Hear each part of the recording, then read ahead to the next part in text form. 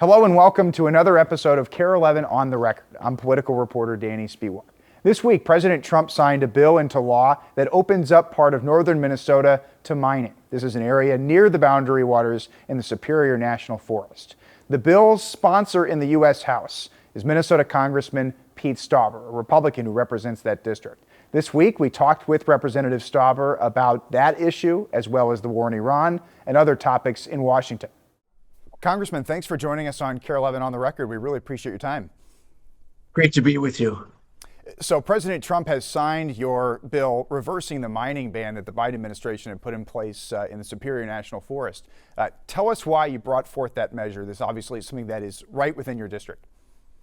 Well, listen, I'm so excited that President Trump has signed my piece of legislation. It's been a priority of mine since I came into Congress, and I'm excited to have this finally signed into law. And President Trump, as you know, signed it just this past Monday.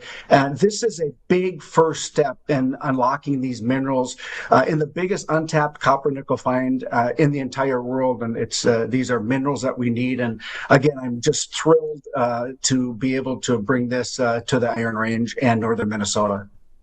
This is obviously a topic that has strong feelings no matter where you stand on the issue, pro or against. With your name on the bill, you're the main sponsor here. Are you absolutely confident that there will not be any pollution to the boundary waters from any mining that occurs near that area? Well, we have a permitting process both at the state and federal. So any mine that moves forward has to go through the federal permitting process and the state permitting process. And those are stringent and strict processes that any mine plan of operation has to meet. I mean, we've been mining in northern Minnesota for 146 years near the boundary waters. We've done it right, and we're going to continue to do it right. The iron ore we mine makes 80% of our nation's steel, and now we have the opportunity to move forward in the permitting process, mining these critical minerals that, again, we need in our everyday lives. We will no longer rely on China, and Minnesota's Iron Range, the powerhouse of the Iron Range, is going to help us succeed in that. The previous administration's U.S. Forest Service believed, I believe the word was inevitable, that they believed there would be some type of pollution. Do you disagree with that assertion? Well, it's going to come out in the permitting process. We trust the permitting process, trust the federal and the rigorous state permitting processes. And I think that, if a mine can't meet those standards, then it can't move forward, but allow it to happen. And that's why my legislation is so important. Never again will a Democrat president or their administration ever again be able to lock up these minerals for mining. This is a permanent piece of legislation that allows the mining to happen. And I'm excited to have this move forward and give us the opportunity. Again, it's a great first step in unleashing these minerals, the economic activity in the Iron Range, and for the constituents that I serve. These are six-figure salaries in the mining area. Do you see any merit to the argument that many opponents will make, for particularly those who visit the boundary waters, that this could have an impact on outdoor tourism or just the general feeling in the area of the natural beauty of the area where this would be near, where the mining could occur? So I would invite people that want to come up to the boundary waters, rather. If you're going to come up to the boundary waters, you're going to put your canoe or your kayak on top of your Prius, and you're going to come up. In order to get to the boundary waters, you're going to have to go through the heart of mining country one way or the other. Again, we've been doing it for 146 years. Come up and enjoy northern Minnesota, to include the boundary waters. This type of copper mining, does that give you any pause as opposed to the other type of mining that, of course, occurs on the range?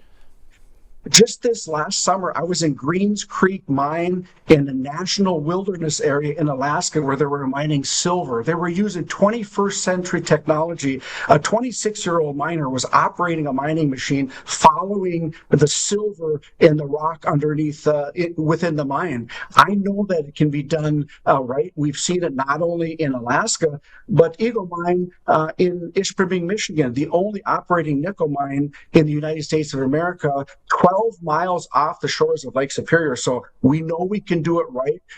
Again, we will not allow China to dominate the critical mineral space. This is a big, important piece of legislation that moves the process forward, that does not allow us ever again to rely on the communist country of China or adversarial nations to allow us to be dependent on their critical minerals. We're going to hold the destiny of this nation in the palm of our own hands, and we can do it on the Iron Range, just like we helped win World War II with the mining of the iron ore. How quickly do you foresee some mining being able to occur based on the permitting process at the state and federal levels?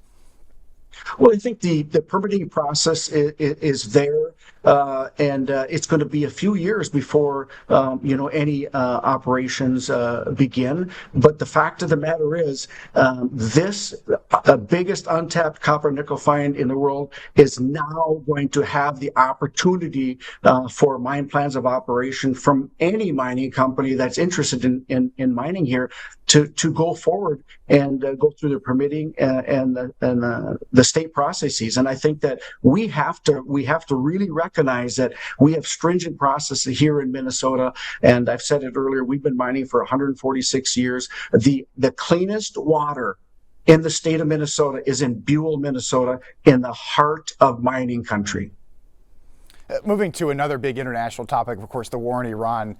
There is some feeling in Congress that this hit a 60-day mark, that there needs to be congressional approval at this point. Do you believe that Congress needs to authorize this war that the Trump administration has engaged in?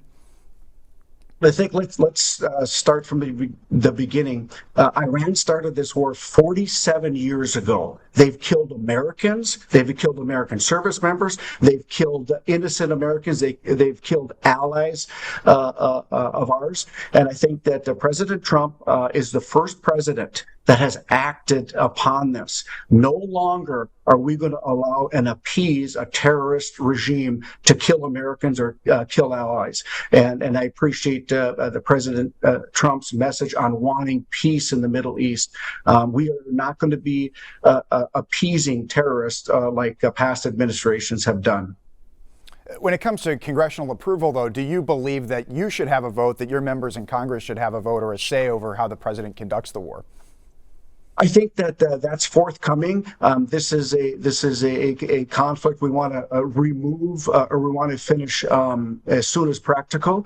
And I think that President Trump, as he negotiates peace, we hope that it ends rather quickly, and I think it will. The strategy that the president and his administration have put forward is working, and no longer will Iran ever have a nuclear weapon. That is the number one goal.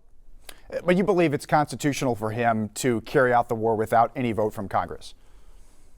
Well, as we go forward, again, the president is exercising his authority and responsibility. We've had other presidents that have, gone into other areas of the world in conflicts to try to resolve conflicts and get peace across the world. And I think that it's important that we recognize that President Trump is protecting the American people. He wants peace, and that's exactly what he's going to do. You know, the polling can fluctuate, but there are some polls that indicate that perhaps even a majority of Americans don't believe that this is a war worth engaging in. Do you believe you have public opinion on your side, whether it's in Minnesota or your district?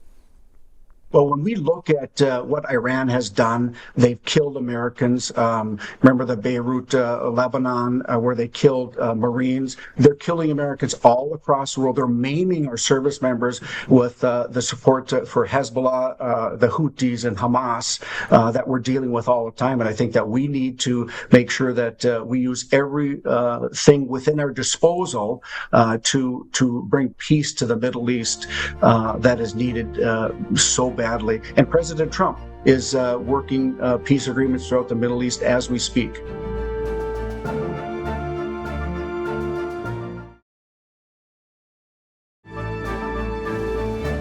Asking you about another topic now when it comes to Medicaid funding. We heard that CMS and the Trump administration is withholding more Medicaid funding from Minnesota because of allegations and concerns about fraud. Do you support that strategy from the federal government to withhold Medicaid funding to what would actually probably go to your own constituents? I want to correct your statement. It's not alleged fraud. It's actual fraud that's happening. Look at Feeding Our Future, autism, Medicare fraud, or Medicaid fraud. The fraud is rampant in this state, and the Walz administration has failed Minnesotans.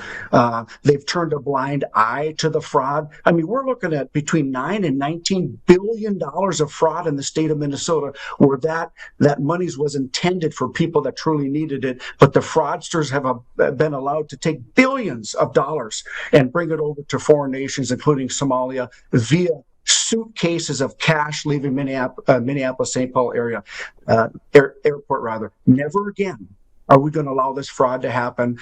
Never again should we ever turn a blind eye to fraud. And the Trump administration is holding the Walz administration and the fraudsters accountable finally. Certainly, nobody will deny that a large amount of fraud occurred. Depending on whatever estimates you use. But do you believe that the withholding of Medicaid money over these specific programs is a helpful strategy? Well, Dr. Oz has stated there's billions of dollars of fraud. He's asked for reports from the state of Minnesota, and he's not getting those reports. And so the continuation of the fraud under the Trump administration is going to stop. Minnesotans have had it. We are hardworking people, and when we see fraudsters just bilking us out of millions and billions of dollars, we've had it. Hardworking Minnesotans have had enough of it. I want to ask you about another bill that you've signed on to with the rest of the Minnesota Republican delegation related to the Election Integrity Act. You are threatening to withhold federal money from your own state if they don't turn over the voter rolls to the DOJ. What's the purpose of that bill? I don't understand why Secretary Simon won't provide the Minnesota voting rolls to the Department of Justice. What is he hiding? We don't want dead people voting, and we don't want illegals voting in our elections. We want American elections decided by Americans. What are they holding and what are they afraid of? Secretary Simon will often say that there's no evidence of wide-scale voting by people who are in the country illegally. Do you have evidence that there are many people who are here illegally that are voting in Minnesota elections? If Secretary Simon believes that, he would provide the voting rolls to the Department of Justice. What is he trying to hide? Why isn't he being transparent if that's what he believes? And Minnesotans want that. We want elections decided by legal citizens, by Americans.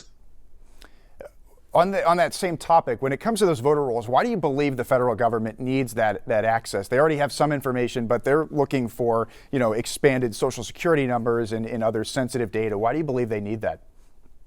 That's not accurate. They're not looking for anybody's Social Security numbers. They're looking for fraud. They're looking for fraud in our elections. They're looking to make sure that there's no dead people voting. They're looking to make sure that if you vote in Minnesota's elections, that you are a legal voter. I think that should be a bipartisan issue. There should be no controversy on that.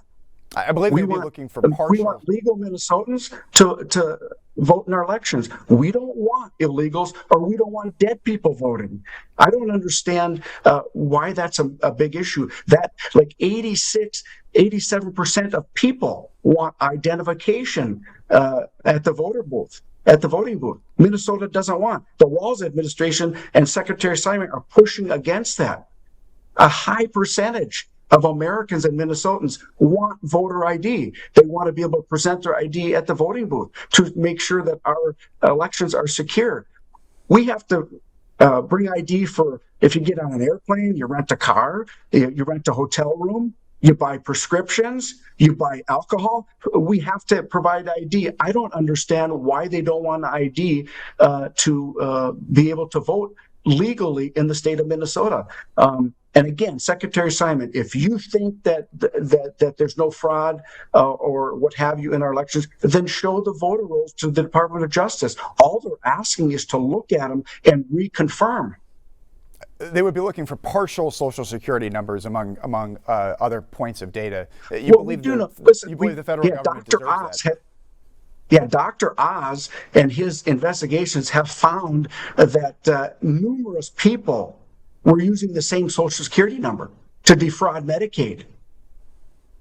So we want to stop the fraud. We as Minnesotans want to stop the fraud, and we want the fraudsters held accountable. And again, the vast majority of Minnesotans believe in that.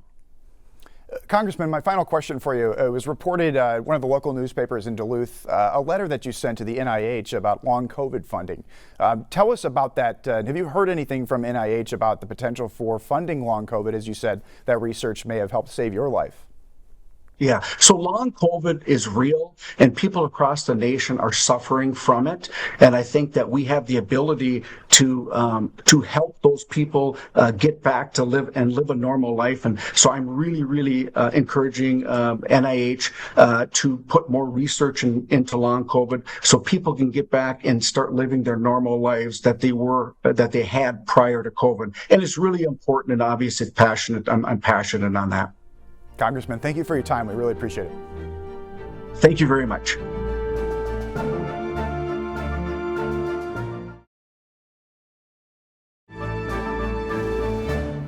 Welcome back. While Congressman Pete Stauber and other supporters were celebrating the president's signature reversing that mining ban in northern Minnesota, environmental groups and those close to the Boundary Waters were calling it a dark day. Friends of the Boundary Waters is one group that has been on the forefront of pushing back against this action by the Trump administration and Congress. We spoke with their executive director, Knopf, this week for his thoughts on everything happening.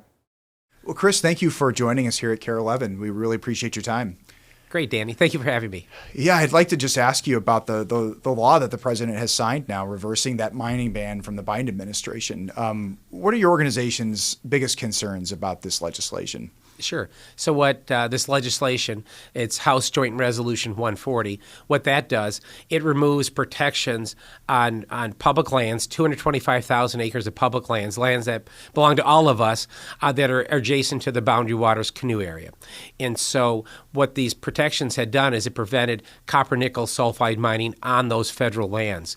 And this legislation removes those protections. And so now it opens it up to foreign mining conglomerates that want to come in and build copper nickel sulfide mines on those lands. What do you say to the argument that this is an economic boom, that anything that moves forward has to go through the permitting process? There's, some people are celebrating the decision. Many others, such as yourself, find it quite devastating. Sure. I mean, here's what the threat is. This is a different type of mining that's different than traditional taconite mining. So with this type of ore, you have sulfide in it. And so when that comes in contact with water, you create sulfuric acid. You don't have that in traditional taconite mining. And just so folks understand the amount of waste that the actual copper nickel, it's not like 50% of the rock or 25% of the rock or 10% of the rock or even 1% of the rock. The actual copper and nickel is less than 1%. It's like 0.5%. So you have all this waste, 99.5% waste with sulfide in it. When it rains and snows and gets in contact with all the water up there, you create sulfuric acid. So that's the new threat out there. And once it gets into the water system, it goes all over.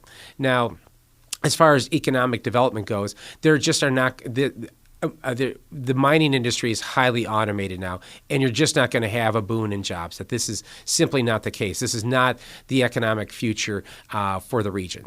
Where do you see this going now? Obviously, it has to get through federal, state processes, but where do you see this going now? Sure. I see two things going on. At the federal level, I could very well see the Trump administration issuing mineral leases to a particular foreign mining conglomerate. It's called Antofagasta, and it has a subsidiary here called Twin Metals. So I would foresee the Trump administration effectively giving our public lands or access to our public lands to the Chilean-owned Twin Metals company. So that is likely to happen in the upcoming weeks or months here. Now that does not mean that a shovel can be put in the ground. Far from it. So there's an extensive process for getting permits here at the state level. So that process would go on for some period of time. And so you have that over here. The other thing I foresee is that we in Minnesota love our clean water. That's our heritage. and that we will see people in Minnesota, as we have for months here, standing up for Minnesota against the federal government, standing up for the boundary waters and our clean water against what the Trump administration has done here. So I would hope and foresee our elected officials in the state legislature saying that we're not going to do this here, that we're going to protect the boundary waters. A lot of the supporters of the reversing of the ban, say that this is not actually in the boundary waters. It's nearby, but it's not inside. That they can safely do this. Do you believe there's a way to safely mine, this type of material while protecting the boundary waters? Not at all. I mean, this type of mining has a perfect track record of pollution. I mean, it is propaganda put out by the mining companies. I mean, if you believe that, it's like an eighth grader believing in Christmas. It makes you feel good, but it's just not true. So this type of mining has a perfect track record of pollution. And if proponents of the mine say, well, it's worth the pollution to have these mines, then that's the debate that we should have. But this mine will pollute. That's the history of this type of mining. And then we just shouldn't, make it, believe in a fantasy that it won't pollute. What has been your correspondence with members of Congress, whether it's Representative Stauber or anybody else, about those who are voting for this legislation and support this?